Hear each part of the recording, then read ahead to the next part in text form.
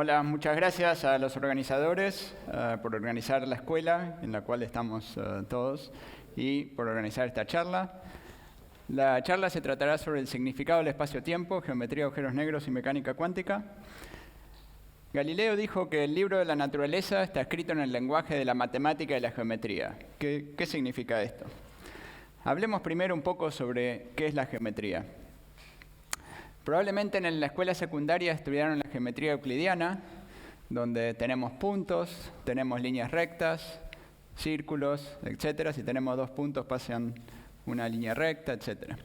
La usamos para describir imágenes. Por ejemplo, las imágenes en nuestras computadoras están generadas por datos geométricos que están guardadas en la memoria, etc. y nos generan las imágenes.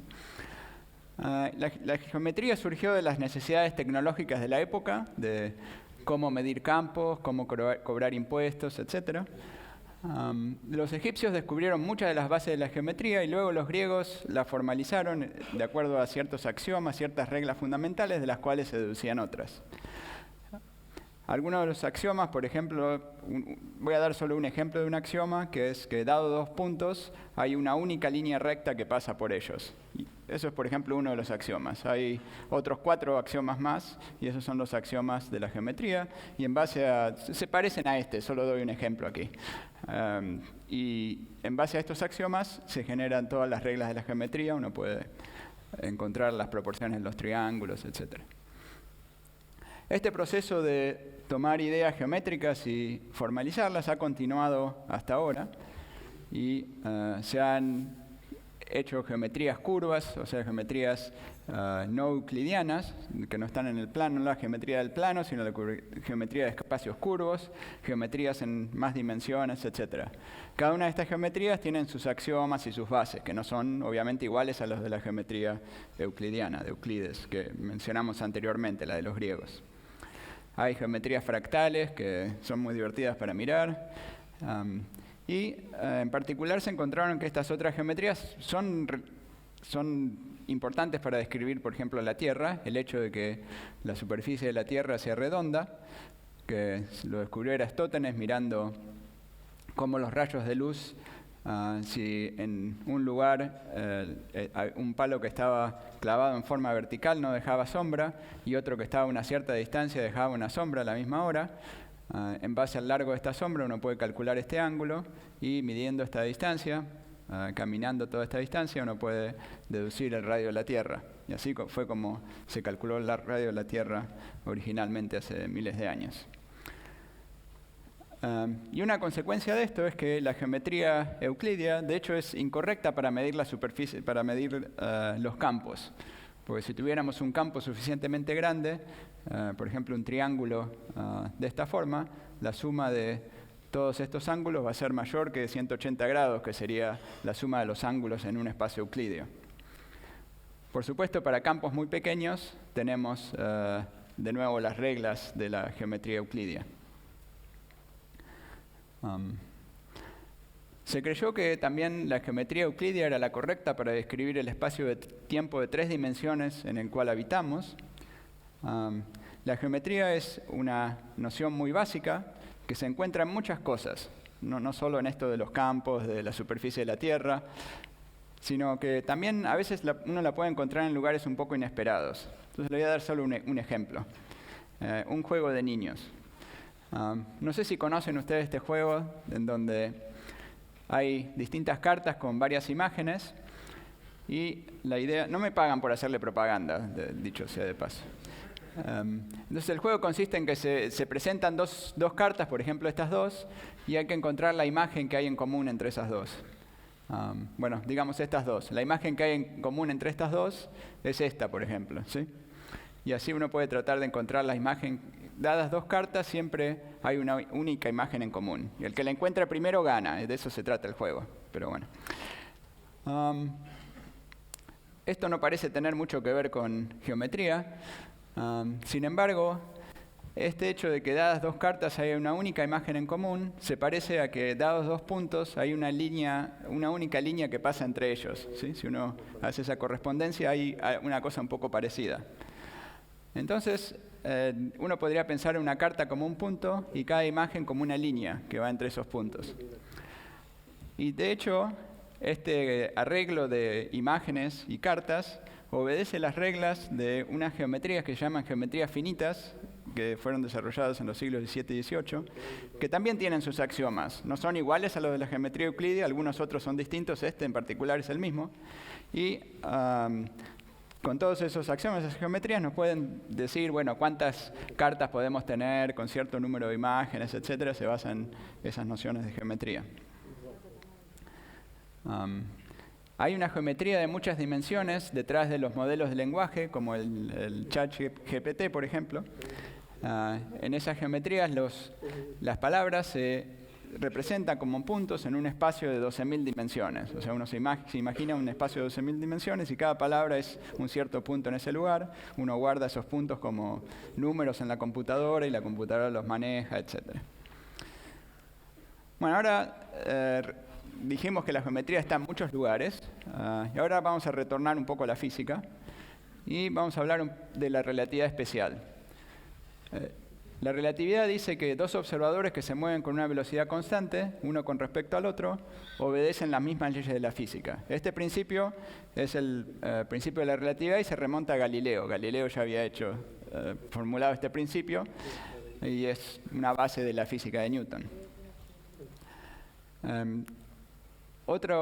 Lo que Einstein dijo es que hay una velocidad máxima para la propagación de cualquier señal, que sería la velocidad de la luz, y que esta también es una ley de la física. O sea que cualquier observador que se está moviendo a una velocidad constante, uno con respecto al otro, miden la misma velocidad de la luz. O sea que si tenemos luz que se está propagando en esta dirección y tenemos dos observadores, uno que está quieto y otro que se está moviendo, a ustedes la intuición probablemente les diría que este observador, bueno, a mí también me lo dice, que este observador debería ver que esta luz se propaga un poco más lento que este, ¿sí? Esto es lo que debería ser obvio para todos nosotros, pero resulta que si uno va y lo mide, no es así. Los dos miden la misma velocidad. Y eso ocurre debido a que el tiempo transcurre un poco más lento para ese observador. Entonces, como que ese observador es un poco más lento y para él es la misma velocidad. Entonces, este hecho de que distintos observadores ven al tiempo en forma distinta implica que el espacio y el tiempo están relacionados. Y resulta conveniente pensar al espacio y tiempo como una única geometría, como una geometría que llamamos el espacio-tiempo. De nuevo, es una noción generalizada de geometría, en donde los puntos son eventos. Así como podemos generalizar la noción de geometría y decir que una carta es un punto, bueno, acá vamos a decir que un evento es un punto, es algo que ocurre en un lugar del espacio en un momento. Las líneas son las trayectorias de las partículas. Si uno está quieto en un lugar, uno está siempre en la misma posición, pero va pasando por distintos tiempos, entonces va pasando por distintos eventos, es como una línea que pasa por distintos puntos. Las líneas rectas serían las trayectorias de partículas que se mueven a velocidad constante. Y así uno puede desarrollar esta geometría del espacio-tiempo, y es la geometría que usamos para describir la física. A veces la representamos en la pantalla, como decir, bueno, supongamos que tenemos solo una dimensión espacial, la dirección horizontal, tenemos la dirección vertical, es el tiempo. Aquí tendríamos distintos eventos, por ejemplo, el comienzo de la charla, el momento actual de la charla, etc. Y si uno se quedó quieto, uno está describiendo esta trayectoria que se mueve en forma vertical en el mismo punto del espacio a distintos puntos del tiempo. Similarmente, alguien que se está moviendo a una velocidad constante, por ahí, en el momento inicial de la charla coincidió con mi posición, pero después sigo caminando, se va moviendo en el tiempo como esta otra línea recta. Y así uno puede trazar otras líneas. Está la línea de la velocidad de la luz, que es la velocidad máxima a la cual alguien se puede mover. O sea, alguien no se puede mover a una velocidad todavía mayor, no puede haber una línea de una partícula física que se mueva a una velocidad mayor. Todas se tienen que mover a una velocidad menor que esta velocidad de la luz. O sea, en conclusión, es que podemos hacer una geometría en base al tiempo y al espacio. Ahora aparentemente nos vamos a desviar un poco de esta noción de la geometría y vamos a hablar de la fuerza de la gravedad. La fuerza de la gravedad que vieron en la escuela secundaria es que si uno tiene un cuerpo masivo, como la Tierra o el Sol, y uno tiene una partícula muy liviana que se está moviendo ahí, la aceleración de esa partícula va a ser proporcional a la constante de Newton dividido por la distancia que hay entre estas dos masas. Entonces esta interacción tiene dos propiedades muy importantes. Una es que, la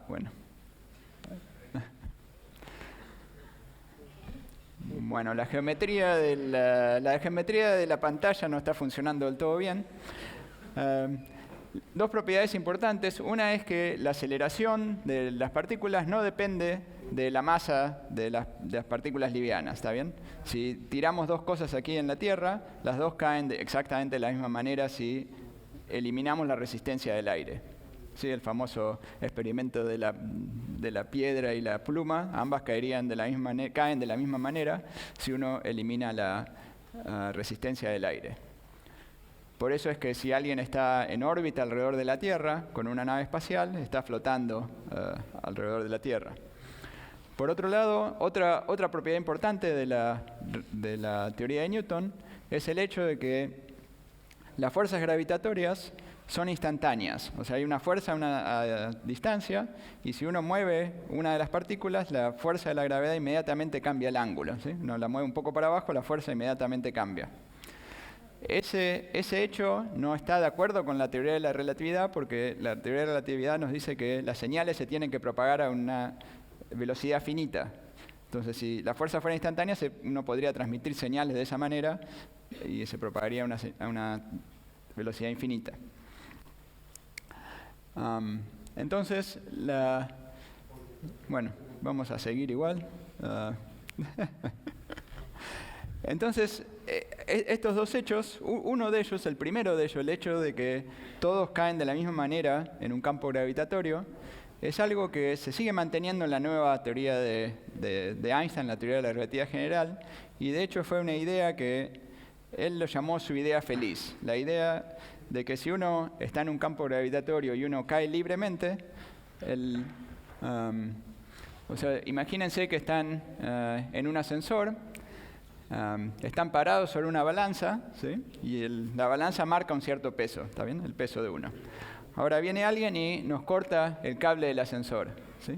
El ascensor comienza a caer y nosotros también caemos y estamos flotando ahí dentro del ascensor. La balanza ya no marca ningún peso, el peso desapareció. Entonces Einstein se dio cuenta que la gravedad era una fuerza muy especial, en el sentido de que si uno se deja caer libremente, es como que si la fuerza desaparece, porque todo lo que nos rodea también cae libremente, uno no nota el hecho de que está cayendo. Lo mismo que ocurre con la persona en la nave espacial. Y esa idea Einstein la tomó como base y también tomó el principio de la relatividad especial y la transformó en una teoría que llamó la relatividad general, que es la teoría moderna de la gravedad, la teoría de la gravedad desarrollada por Einstein. Entonces, la idea más importante es que el espacio-tiempo deja de ser un espacio-tiempo plano y comienza a ser curvo. De la misma manera que teníamos geometrías euclídeas planas y podían ser curvas, también el espacio-tiempo como geometría puede ser curvo. Y una partícula que se mueve en ese espacio-tiempo sigue la trayectoria de menor longitud o de mayor tiempo experimentado en esa geometría.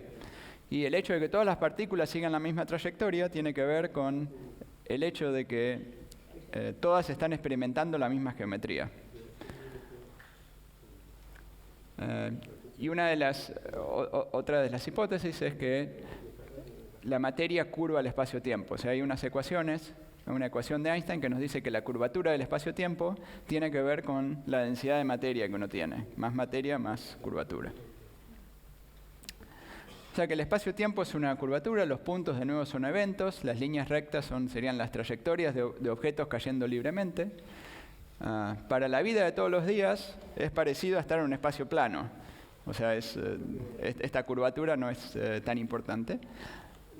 lo mismo que cuando medíamos los campos, si uno tiene un campo pequeño comparado al tamaño de la Tierra, la geometría euclidia funciona bien, si uno tiene un campo del tamaño de la Tierra es distinto. De nuevo, si uno está pensando en el universo como uno tiene algo del tamaño del universo, la curvatura, la expansión del universo es importante.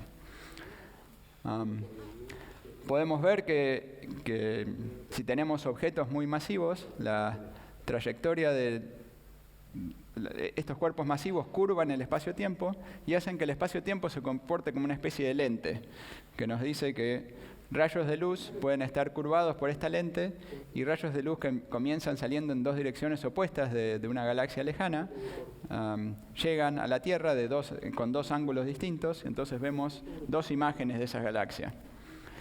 Entonces acá también estamos usando estos rayos de luz para ver la curvatura del espacio-tiempo de la misma manera que Eratóstenes usaba los rayos de luz para ver cómo la Tierra era curva. ¿Sí? Estamos usando los mismos principios y deduciendo cosas similares. Hay una predicción muy interesante de la relatividad general, que es el hecho de que hay ondas gravitatorias. Habíamos visto que en la teoría de Newton, si uno movía una masa rápidamente, la fuerza de la gravedad inmediatamente cambiaba de dirección. En la teoría de Einstein eso no es así. Si una masa se mueve, el hecho de que esa masa se movió, esa información se transmite a una velocidad finita que está llevada por estas ondas gravitatorias. O sea, al moverse la masa se produce una deformación en el espacio-tiempo y el espacio-tiempo comienza a vibrar y esa vibración la llamamos onda gravitatoria que se va propagando por el espacio hasta llegar a un lugar más lejano.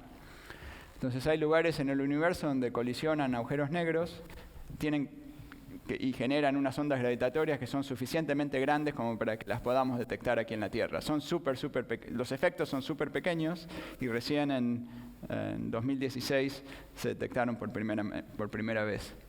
Y de hecho la persona que anunció esa detección fue Gabriela González, que es una argentina graduada de la Universidad Nacional de Córdoba, que era la vocera, en ese momento era la vocera del experimento LIGO, que fue el primero en detectar estas ondas gravitatorias.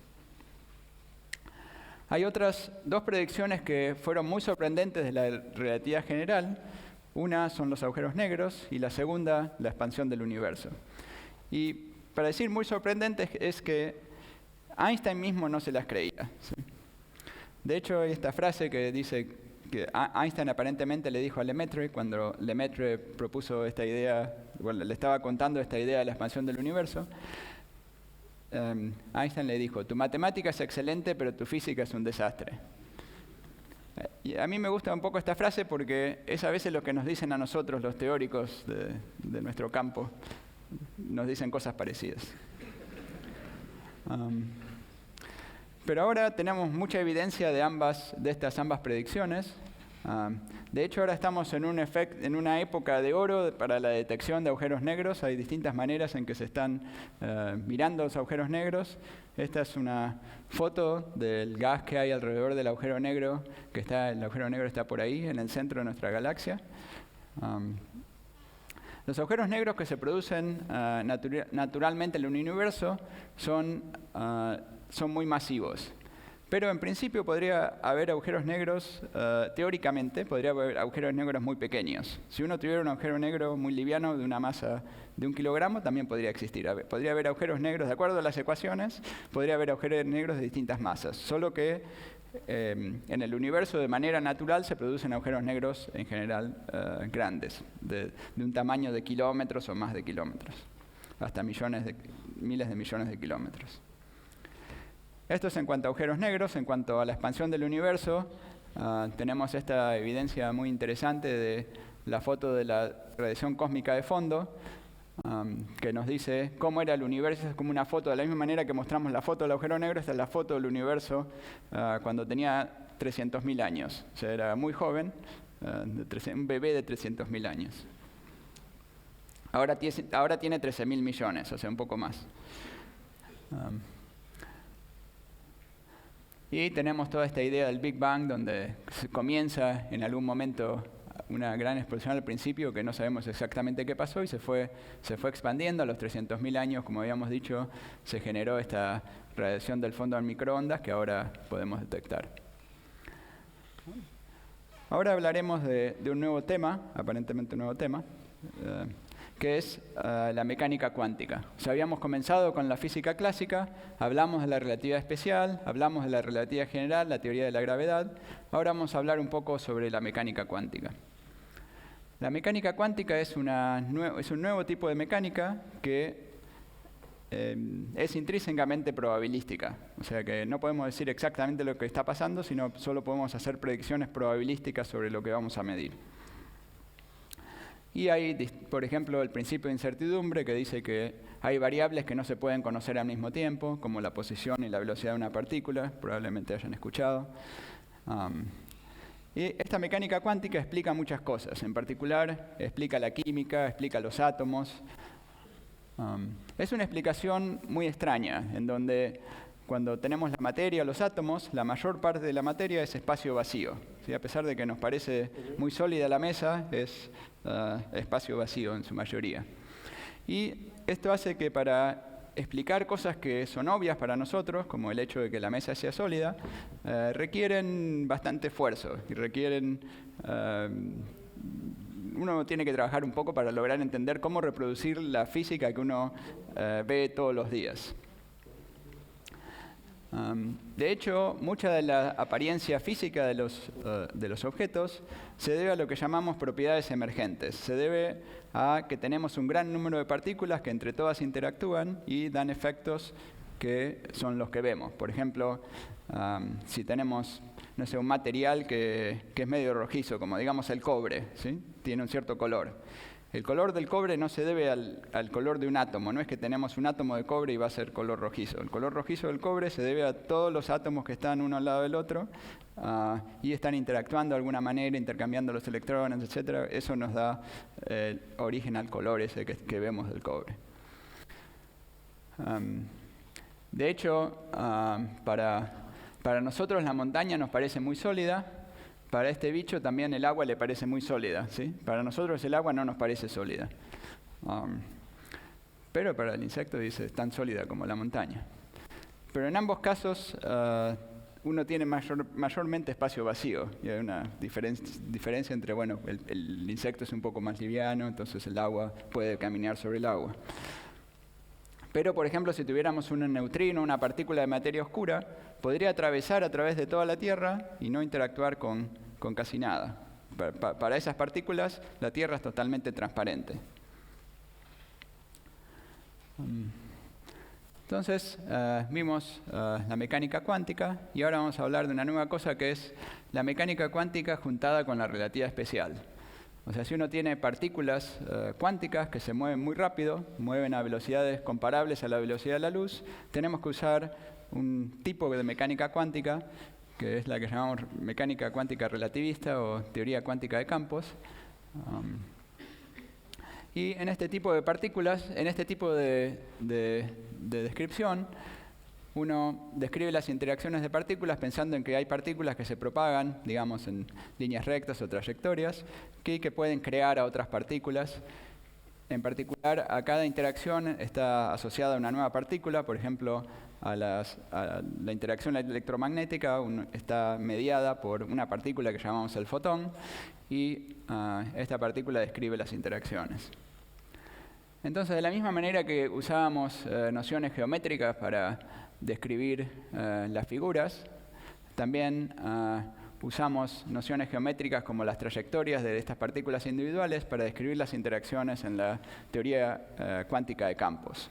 Entonces, detrás de este tipo de dibujos hay unas fórmulas que nos permiten calcular cuál es la probabilidad de que ocurra ese tipo de interacción. Y usando esas fórmulas podemos ver qué es lo que va a salir de un colisionador de partículas. Por ejemplo, esta es una representación de una colisión que ocurrió en el LHC, en el acelerador más grande, más potente del mundo, que está en Ginebra, y que produjo distintas partículas. Y así podemos describir toda la materia que vemos.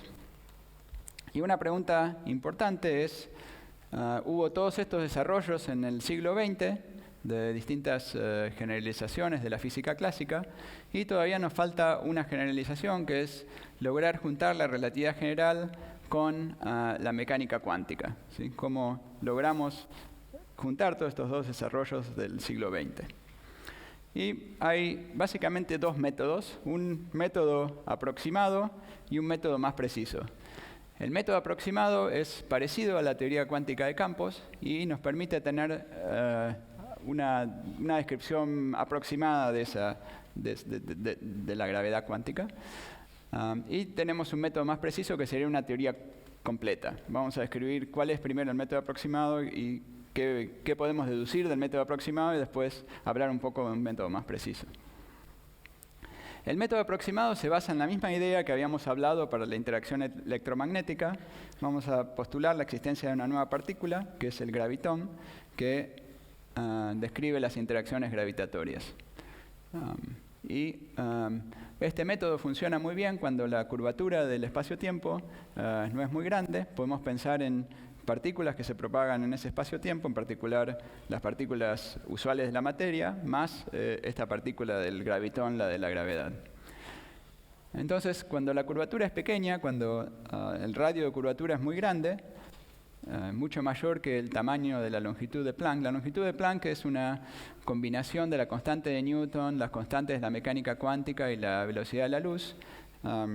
Es una cantidad que uno calcula teóricamente. La calculó Planck. Él dijo, esta longitud es una longitud donde los efectos cuánticos de la gravedad van a ser importantes. Y es una predicción teórica. Nadie fue a mirar el universo a esa distancia tan pequeña, o a hacer un acelerador que pudiera mirar una distancia tan pequeña. La distancia más pequeña que podemos medir hoy en día es de 10 a la menos 18 metros, mientras que esta es mucho más chiquita, 10 a la menos 35 metros. ¿Sí? Mucho, mucho, mucho más chica. O sea que esa es una distancia muy, muy pequeña, lo que implica que para fenómenos cotidianos y para fenómenos que ocurren en la mayor parte del universo hoy en día, este método aproximado funciona muy bien.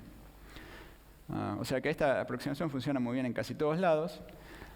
Y desde el punto de vista de la gravedad, esto es un comentario aparte, desde el punto de vista de la gravedad, los protones o los neutrones son muy, pero muy livianos, ¿sí? Y esa es la razón por la cual para formar un agujero negro de forma natural necesitamos un gran número de protones. Tenemos que poner muchos, muchos, muchos de ellos, y recién al poner, como son tan livianos, recién al poner muchos, muchos, muchos, logramos tener suficiente masa como para hacer un agujero negro. Uno puede calcular cuántos uno necesitaría. Ese cálculo solo depende de esas constantes que habíamos visto antes y de la masa del protón. Y uno puede calcular cuántos uno necesita, y el número que uno necesita es comparable a la masa de una estrella. Es varias veces la masa del Sol. Y por eso es que los agujeros negros que se producen en forma natural son tan grandes, ¿sí? Se pueden producir por el colapso de estrellas. La Tierra no colapsa en un agujero negro. No puede colapsar porque no hay suficientes aquí protones y neutrones. Pero una estrella suficientemente grande podría llegar a formarlo.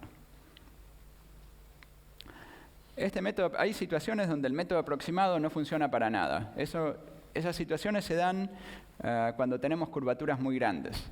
El lugar más importante donde esto ocurre es al principio del Big Bang. O sea, al principio del Big Bang, todo el universo estaba concentrado en una región muy, muy chica, y ahí con este método aproximado no podemos decir qué pasó. Por eso es que nadie les puede decir qué pasó al principio del Big Bang. Si cuando ustedes escuchan a los cosmólogos hablar del principio del Big Bang, le dicen, bueno, imaginémonos que estamos unos instantes después del principio, y de ahí uno sí puede decir qué pasó.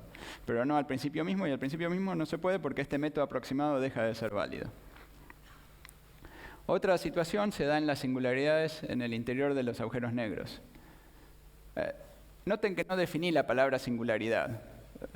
No es que no haya querido, sino que no sé qué significa. O sea, nadie sabe qué significa esta palabra en este contexto, porque lo único que significa es que no sabemos cómo describirlo, ¿sí? Para lograr describir eso necesitaríamos tener una teoría completa de la gravedad cuántica. Pero hay éxitos importantes de este método aproximado. Vamos a hablar de algunos de estos éxitos. Este método aproximado lo usó Hawking para analizar qué pasa con los agujeros negros. Y una cosa que encontró es que las leyes de la mecánica cuántica implican que los agujeros negros emiten una radiación térmica. O sea, uno puede considerar esas partículas de la relatividad, de la teoría cuántica de campos en presencia de un agujero negro, y uno ve que emiten esta radiación térmica a una cierta temperatura, y la temperatura es tal que la temperatura aumenta cuando el agujero negro se hace más chico. Si uno tiene un agujero negro suficientemente chico, se va poniendo más caliente, ¿sí? Si se pone suficientemente chico, se vería rojo, un poquito más chico todavía, se vería blanco, ¿sí? Entonces uno puede tener la situación paradójica de tener un agujero negro blanco, ¿sí? Que uno lo mire y es blanco. Por eso es que es un efecto muy cualitativamente importante, ¿sí? Hasta el nombre del agujero negro estaba mal puesto, ¿sí? Las temperaturas para los agujeros negros de distintas masas, acá hay un par de ejemplos. Si uno tiene un agujero negro de la masa del Sol, que son los agujeros negros que se producen en forma astrofísica, es una temperatura súper chica. Muchos ceros por encima del cero absoluto de temperatura. Es tan chica que no lo podemos observar. Nadie lo va a poder observar esto. Sin embargo, si uno tuviera un agujero negro suficientemente pequeño, un agujero negro que tenga un tamaño comparable a la longitud de onda de la luz visible, al tamaño de una bacteria, ese agujero negro sí se vería blanco. Tendría una temperatura suficientemente alta, la temperatura de la superficie del Sol, y lo veríamos del mismo color que el Sol, lo veríamos blanco. Sería un pequeño puntito blanco ahí. Sería un agujero negro bastante pesado, de la masa de un continente. No es muy útil para usar como linterna, porque emitiría poca radiación, pero es un ejemplo de un agujero negro blanco. ¿Por qué ocurre este fenómeno? Voy a dar una explicación quizás un poco más complicada de la que han escuchado en el pasado de por qué ocurre la radiación de Hawking, para los que lo han escuchado. Pero es una explicación que explica un poco mejor por qué ocurre. El vacío cuántico es un lugar complejo. Si uno trata de tomar una región del espacio y uno la mira, como habíamos hablado que en la mecánica cuántica uno no puede decir exactamente qué es lo que está pasando, sino que uno solo puede decir qué probabilidad hay de que algo ocurra, cada vez que uno lo mira uno ve algo distinto, ¿sí? Uno mira una región muy pequeña, uno ve una cosa, lo vuelve a mirar y ve otra cosa distinta. Es como que si a distancias muy pequeñas hay fluctuaciones, las llamamos fluctuaciones cuánticas, donde va variando lo que uno puede ver en una región muy pequeña. Por otro lado, tenemos la experiencia de que si tenemos algo vacío no pasa nada, ¿sí? O sea, si uno mira al espacio a distancias muy grandes, ya todas estas fluctuaciones como que se cancelan o están correlacionadas entre sí de manera tal de tener un estado bien predecible a distancias muy grandes. Es como que uno tiene estas distintas fluctuaciones están correlacionadas entre sí. Las llamamos entrelazadas, esa es la palabra correcta para usar en la mecánica cuántica, es decir, que están entrelazadas. Entonces vamos a describir esto con una analogía. Digamos que alguien nos da un pedazo de una frase. Por ejemplo, esta frase. María buscó los ingredientes para... Hay muchas maneras, en principio, de... primero que todo, esta frase no tiene un significado claro, ¿está bien? Sabemos que involucra a María, pero no sabemos qué significa, y hay muchas maneras en las cuales podría terminar. Pero si decimos toda la frase, por ejemplo, María buscó los ingredientes para el nuevo material superconductor que está diseñando, entonces ahí ya tenemos el significado completo, ¿sí? De toda la frase. Entonces, ahora tenemos la frase completa y con solo una parte nos falta información. Podemos estimar la información que nos falta haciendo una lista de todas las formas en las cuales podríamos terminar la frase, por ejemplo. Y esa sería una manera de decir cuánta información nos está faltando. Y a esta ignorancia la podemos llamar la entropía. Es una idea importante en la teoría de la información. El vacío completo es como una frase completa, ¿está bien? El vacío sería análogo a una frase completa. Si tenemos solo una parte del espacio vacío, sería como una parte de la frase que no tiene un significado completo. como un comentario aparte. El chat GPT también funciona eligiendo la manera probable de terminar una frase. También calcula las probabilidades, etcétera, misma idea. Ahora regresemos de nuevo a los agujeros negros. Cuando tenemos un agujero negro, el espacio-tiempo tiene un horizonte. ¿Qué significa eso? Podemos tener un dibujo parecido al que habíamos hecho para el espacio-tiempo plano. Nos imaginamos ahora un espacio solo de una dimensión, de una dirección, digamos la dirección radial que nos mueve fuera del agujero negro, y la dirección del tiempo, ¿sí? En este diagrama los rayos de luz que se mueven para afuera se mueven a 45 grados. Entonces, el espacio-tiempo del agujero negro consiste en esta región amarilla. La parte que está muy lejos es esta parte que está en esta región, muy lejos del agujero negro. Y hay una parte del agujero negro que si uno sigue, si uno está en esta posición y uno se mueve hacia el futuro, llega a esta singularidad, a esta región donde la curvatura se hace muy grande y donde ahí, si cayéramos ahí, si llegamos a ese lugar, las fuerzas gravitatorias nos despedazarían, ¿está bien? No es un buen lugar para estar. Hay una región del espacio-tiempo que llamamos el interior, que si nos encontramos en esa región y tratamos de salir y nos movemos lo más rápido posible para afuera, nos moveríamos aquí a la velocidad de la luz y terminamos eventualmente llegando a la singularidad. O sea, es un lugar de donde no podemos escapar. Por otro lado, si estamos acá en el exterior, puede ser que caigamos adentro, puede ser que tomamos un cohete que nos acelera hacia afuera y lo podemos en principio lograr escapar. Entonces el espacio-tiempo lo podemos dividir entre la parte desde la cual podemos escapar de la parte de donde no podemos escapar, lo que llamamos el interior. Y lo que divide es una línea imaginaria que llamamos el horizonte. Imaginaria significa que solo está en nuestra mente esa línea, ¿sí? Esa línea divide estas dos regiones del espacio-tiempo, pero si uno es un observador que se está moviendo en este espacio, nada especial ocurre en esta línea, ¿está bien? Solo que si uno la cruza, después no va a poder volver a salir. Si uno la cruza, uno se muere, ¿está bien? Se muere aquí. Si uno no la cruza, bueno, se puede salvar, ¿está bien? Pero lo importante es que uno no se muere cuando la cruza, uno se muere un poco después. Ahora, volvamos de nuevo al vacío cuántico, ¿está bien? O sea, este es el espacio-tiempo. En el espacio-tiempo tenemos un estado que es un sistema cuántico. Pero si somos un observador que se mantiene aquí en el exterior, solo vemos la parte de afuera del vacío. Porque si tenemos algo que está en esta región no nos puede mandar ninguna señal hacia afuera. Porque cualquier señal viajaría a la velocidad de la luz y quedaría aquí en la singularidad y no llegaría hacia afuera. O sea que si somos alguien que está afuera, solo vemos la parte de afuera. Entonces el vacío es como una frase completa, una frase bien determinada, pero si uno ve solo la parte de afuera, uno ve solo una parte de la frase, ¿sí? Una parte del vacío. Y esa es básicamente la razón por la cual tenemos una cierta ignorancia de lo que ocurre detrás del horizonte. Y esa ignorancia genera esta entropía y en la termodinámica eso está relacionado con la temperatura, con el hecho de que no sabemos exactamente en qué estado está el sistema. Entonces, esa es una explicación de la radiación de Hawking. Y también podemos cuantificar esa entropía, que es el desorden o lo que no sabemos de lo que hay quizás detrás del horizonte. Para un agujero negro podemos calcular esta entropía usando las leyes de la termodinámica. Si tenemos un sistema termodinámico, las leyes de la termodinámica nos dicen que si tenemos la masa, la energía y la temperatura, podemos usar la primera ley de la termodinámica para calcular la entropía. Y la entropía nos daría da algo que es igual al área del horizonte en unidades de la longitud esa de Planck. ¿Se acuerdan esa longitud que Planck había calculado? Cuando acá seguimos las fórmulas estas que usando la radiación de Hawking, etcétera, nos da también esa misma longitud, aparece en esta fórmula.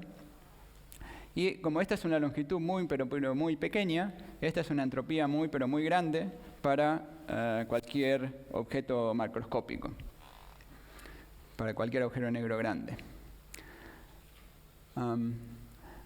La entropía total que describe el sistema desde afuera es esta área más toda la entropía de la radiación de Hawking, ¿está bien? Y esta entropía obedece la segunda ley de la termodinámica, o sea, la segunda ley de la termodinámica nos dice que la entropía siempre aumenta, Y este hecho es algo que se entendió relativamente hace poco y fue gracias a ideas de Horacio Cassini, un físico argentino que trabaja en Bariloche.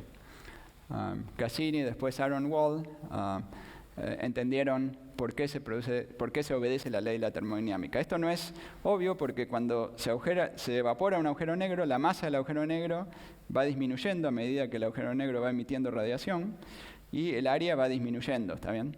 Entonces este primer término va disminuyendo. Pero cada vez se está emitiendo más radiación de Hawking y la radiación de Hawking va aumentando. Entonces, es la suma de estas dos cosas, en realidad aumenta. Y eso es lo que se entendió gracias a estos trabajos que Horacio y Aaron Wall hicieron. De hecho, por muchos años no se sabía bien si esto iba a ser cierto o no, si era una nueva ley de la física o si se deducía de las leyes de la física que ya conocíamos. Y ellos lograron elucidar eso y entender de que se deducen de las leyes de la física que ya conocíamos, se deducen en base a las ecuaciones de este método aproximado para tratar la gravedad y la mecánica cuántica. Los agujeros negros emiten radiación y pierden masa, podemos decir que se evaporan. Esto es irrelevante para, como habíamos dicho antes, para los agujeros negros astrofísicos. Sin embargo, si tuviéramos un agujero negro de 1 kilogramo, que decíamos que, bueno, en principio es alguna situación posible que podríamos tener, un agujero negro de 1 kilogramo se evaporaría tan rápido que sería como una gran explosión, que liberaría una energía mayor a la energía de una bomba atómica, ¿sí? O sea que para agujeros negros pequeños este efecto de la radiación de Hawking es muy importante, ¿sí? Para los astrofísicos no, pero para pequeños sí. Por suerte no tenemos este tipo de agujeros negros en nuestro alrededor. Hemos discutido hasta ahora resultados del método aproximado para describir los agujeros negros, pero hay algunas preguntas que no sabemos responder con este método. Por ejemplo, si algo cae dentro de un agujero negro, la información esa de lo que cayó dentro del agujero negro se pierde para siempre o vuelve a salir en la radiación. ¿Es este proceso de formación y evaporación consistente con la mecánica cuántica o no? Ese tipo de cosas no lo podemos resolver. Para eso necesitamos la teoría completa, una teoría más completa de la gravedad cuántica. ¿Tenemos una teoría completa de la mecánica cuántica? No, no tenemos una teoría completa que nos permita resolver cualquier pregunta, ¿sí? Lo que tenemos es una teoría en construcción. Lo mejor que tenemos es una teoría en construcción que es la llamada teoría de cuerdas. La razón por la cual se llama teoría de cuerdas es un aspecto histórico. La teoría de cuerdas no es una teoría completa, es como que estamos viendo que hay algo como un edificio que sería la teoría completa, pero no lo vemos perfectamente, ¿sí? No les voy a describir el edificio. Para entender lo que está entendido haría falta matemática. Sin matemática podríamos entender menos que hay un edificio, pero bueno, se ve un poco menos. La teoría original involucraba la idea de que en lugar de tener gravitones, que eran partículas puntuales, uno tiene cuerdas, y esto lleva a ciertas fórmulas precisas para entender la cuantización de la gravedad alrededor del espacio plano.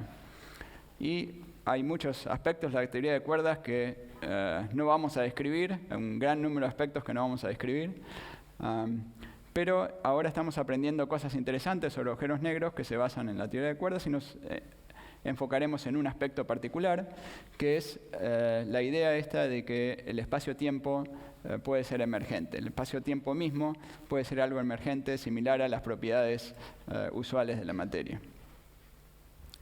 O sea que cuando decimos, por ejemplo, aquí tenemos un insecto que se mueve sobre el agua está hecha de átomos de las variables cuánticas fundamentales, y el espacio-tiempo está hecho ¿de qué? Entonces la pregunta es ¿de qué está hecho el espacio-tiempo? Sería emergente en una situación análoga a esta. Uno le gustaría encontrar este tipo de átomos del espacio-tiempo, y la idea es una idea similar, nada más que estos átomos o qubits, que serán las variables cuánticas fundamentales, están en una región lejana del espacio-tiempo. Esto es lo que llamamos a veces holografía, que es la idea de que podemos describir ciertos espacio-tiempos. Esto se entiende solo para ciertas configuraciones del espacio-tiempo, en donde tenemos un espacio-tiempo que tiene un interior y una región muy lejos, que llamamos la frontera, una región muy lejana. Y la idea es que uno puede describir toda la gravedad en este espacio-tiempo en términos de partículas que viven en la frontera.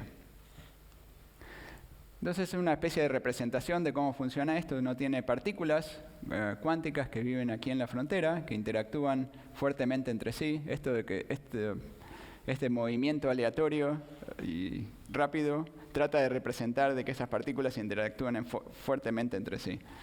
Y estas partículas tienen una descripción alternativa como otro objeto que se mueve en el interior de ese espacio-tiempo. Entonces uno es representación del otro. Y si uno tuviera un agujero negro, también un agujero negro se puede describir como un fluido, un conjunto muy grande de partículas que está en la frontera muy lejos y que también se mueve y que tiene una cierta entropía, una cierta temperatura. Y la temperatura y la entropía se debe al movimiento de estas partículas en la frontera. Entonces, esta teoría en la frontera obedece los principios de la mecánica cuántica y, por lo tanto, el agujero negro en el interior, si son iguales, también lo obedece. Y, por lo tanto, los agujeros negros son consistentes con la mecánica cuántica. Si uno acepta, acá hay una pequeña nota a pie de página que dice que esto es cierto siempre y cuando uno acepta esa conjetura holográfica, que en principio es una conjetura para la cual hay evidencia, pero todavía no sabemos si es completamente cierta y la estamos tratando de entender mejor y mejor. Pero bueno, en general se cree que probablemente sea cierta y se la va entendiendo mejor y mejor y se va encontrando más evidencia. Entonces, en esta descripción uno tiene un sistema cuántico que vive puramente en las fronteras, en una situación en donde el espacio si tiene dos dimensiones, tendríamos las partículas que viven en una dimensión y están describiendo un espacio que tiene una dimensión más. Entonces, aquí uno tiene este concepto de la geometría emergente y vamos a hacer una analogía para describir esto. La analogía es la siguiente. Imaginémonos, volvemos al tema de las frases. Imaginémonos que alguien nos da una frase. Por ejemplo, esta frase: si un hombre no lleva el paso de sus compañeros, quizás sea porque escucha a otro tamborista. Cuando uno escucha esa frase, uno hace un análisis gramatical de la frase. Mentalmente cuando estaba en la escuela uno hacía este análisis gramatical, al menos yo lo hacía no sé si lo siguen enseñando. Uno separa la frase en las palabras, el sujeto, predicado, etcétera, etcétera, etcétera. Espero que no haya ningún profesor de lengua que me diga que lo estoy haciendo mal. Este análisis uno lo hace mentalmente cuando uno escucha la frase para encontrarse el significado y uno tiene estructuras cada vez más grandes dentro de esa frase y al analizar toda la frase completa uno puede entender todo el significado de la frase. A veces la frase misma tiene correlaciones entre palabras distantes, como por ejemplo la palabra paso y la palabra tamborista tienen una cierta correlación que es importante para el significado de la frase y todo eso. Entonces la analogía es que el sistema cuántico es como tener una frase muy pero muy grande, ¿sí? Muy larga, que tiene ciertas correlaciones entre las distintas palabras a distintas escalas. O sea, cuando habíamos visto aquí esta frase hay correlaciones entre, por ejemplo, si un hombre, por ejemplo, estas dos están relacionadas, pero a distancia, no, un que aparece acá no tiene nada que ver con, quizás, ¿no? Pero toda esta parte de la frase tiene que ver con lo que viene siguiente, con lo siguiente. ¿Está bien? Hay correlaciones a distancias más pequeñas en la frase y correlaciones a distancias más grandes. De la misma manera, la idea es que esta región del espacio-tiempo está analizando las correlaciones que hay de distancias pequeñas en esta frase y cuando uno va cada vez más abajo, correlaciones más grandes, ¿sí? Un significado más profundo. Lo que está más abajo nos dice un significado más profundo de la frase, ¿sí? Y puede haber correlaciones específicas entre palabras específicas que hay en la frase y estas tienen que ver con partículas que se propagan en este espacio. ¿Qué sería un agujero negro? ¿Amén? Imaginemos que volvemos de nuevo a esta frase y empezamos o sea, esta frase correspondía a una situación de no tenemos un agujero negro, tenemos una frase bien formada que todo está bien. Viene alguien y nos empieza a cambiar palabras. Por ejemplo, cambió acá esa palabra tamborista, la puso orador. Ahora ya no tenemos, por ejemplo, no hay correlación entre paso y orador, no hay. Ya la frase tiene un poco menos de sentido. Y hay como una especie de horizonte en el significado. Uno la puede analizar hasta un cierto nivel, pero después ya no la puede analizar más. Y si uno le sigue cambiando palabras, ya deja de tener tiene un poco menos de sentido la frase y el horizonte de significado también crece, digamos, en el sentido de que ya se entiende un poco menos la frase, ¿sí? Y si uno cambia totalmente todas las letras, ya no se entiende absolutamente nada, ¿está bien? Es como que crece el horizonte, ¿está bien? Entonces, al hacer cambios al azar, es como que va creciendo la ignorancia, va creciendo la entropía, eso es lo mismo que la segunda ley, de que crece la entropía. Cambios al azar tienden a hacer crecer la entropía, tienden a hacer crecer la ignorancia, es como que este horizonte crece y se entiende cada vez menos. Ahora, supongamos que esta frase final que obtuvimos, la obtuvimos no haciendo exactamente cambios al azar, sino que la hicimos por un proceso reversible, un proceso criptográfico, por ejemplo, que le aplicamos una clave criptográfica que nos tomó la frase inicial y nos produjo esta frase. Entonces, si tenemos esta situación, podemos hacer el proceso inverso, revertir ese proceso y recuperar la frase inicial. Ahora, las leyes de la física en la frontera cambian el estado en la frontera. O sea, uno comienza con un estado, que sería una frase, y las leyes de la física lo van cambiando, pero las leyes de la física son reversibles. O sea, las leyes fundamentales de la mecánica cuántica son reversibles y uno puede evolucionar hacia el futuro, hacia el pasado. De esta manera, uno puede, en principio, recuperar la información. Esa sería la manera de recuperar la información de lo que cayó en el agujero negro. Una cosa importante es que aquí en una frase, el significado de la frase surge de la correlación que hay entre las palabras. La idea es que el espacio-tiempo también surgiría de las correlaciones que hay entre las partículas del espacio-tiempo, de la frontera, del sistema cuántico en la frontera. Y la geometría está relacionada con las correlaciones que hay, la forma que tienen esas correlaciones, qué está correlacionado con quién, etcétera. El patrón de correlaciones tiene que ver con la estructura del espacio-tiempo. De hecho, esta analogía que teníamos entre la frase y cómo caracterizamos el patrón de correlaciones, hay gente que estudia sistemas cuánticos que tienen entrelazamiento y usa diagramas para representar este entrelazamiento. Son estos diagramas que están aquí. No les voy a explicar qué significan estos diagramas, significan ciertas fórmulas matemáticas, etc. Lo único que quiero mostrar es que este diagrama se parece a este diagrama, ¿sí? Solo para explicar que hay una relación entre la analogía y una versión un poco más sofisticada de la analogía. Un comentario es que este hecho de que el espacio-tiempo sea emergente nos dice que uno en principio podría tomar un sistema cuántico con una computadora cuántica o un simulador cuántico y producir un cierto espacio-tiempo emergente, que sería un pequeño universo emergente, que podría estar gobernado por ecuaciones de Einstein, con cierta aproximación, ¿sí? No exactamente, pero con una cierta aproximación, podría ese pequeño universo estar. No va a ser igual a nuestro universo, va a ser unas leyes un poco distintas, pero en particular van a estar descritos por las ecuaciones de Einstein. Entonces uno puede calcular cuál sería el número mínimo de qubits o de variables que uno debería necesitar para hacer eso, para que esté gobernado en forma al menos aproximada por las ecuaciones de Einstein. Y el número es del orden de 10.000, ¿está bien? Ese número es un número particular que es parecido al número que uno necesitaría para romper las claves clásicas de encriptado. ¿Está bien? A veces dicen que las computadoras cuánticas van a poder romper todas las claves clásicas de encriptado. Para hacer eso se necesitan este mismo número de qubits y un número similar de operaciones cuánticas. O sea que si en algún momento las computadoras cuánticas son suficientemente buenas para romper las claves de encriptados que se usan ahora, también van a poder hacer este otro tipo de cosas. Para comparación, si uno quisiera simular nuestro universo, harían falta 10 a la 120 qubits, también un número muchísimo más grande.